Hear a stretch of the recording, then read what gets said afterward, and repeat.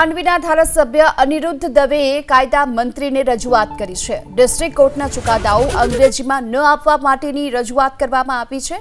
ચુકાદાઓ ગુજરાતીમાં આપવામાં આવે તો લોકો સમજી શકે એ પ્રકારની વાત તેમણે કરી છે। સાથે પણ કહ્યું કે ગુજરાતીમાં ચુકાદો મળી રહે તે માટે કાયદા મંત્રીને રજૂઆત કરવામાં આવી છે। તો ગુજરાતીમાં ચુકાદાઓ મળી રહે તે માટેની કાયદા મંત્રીને ધારાસભ્યએ રજૂઆત કરી છે અને કહ્યું છે કે જે ડિસ્ટ્રિક્ટ કોર્ટના ચુકાદાઓ અંગ્રેજીમાં આવે છે તેના બદલે જો ગુજરાતીમાં આપવામાં આવે તો લોકો સારી રીતે સમજી શકે।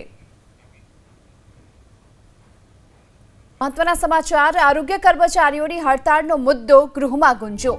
વિકટ સ્થિતિમાં કામ કરતા કર્મચારીઓની હડતાળ। આરોગ્ય કર્મચારીઓની માંગ પૂર્ણ ન કરાઈ હોવાની વાત અમિત ચાવડાએ કરી છે।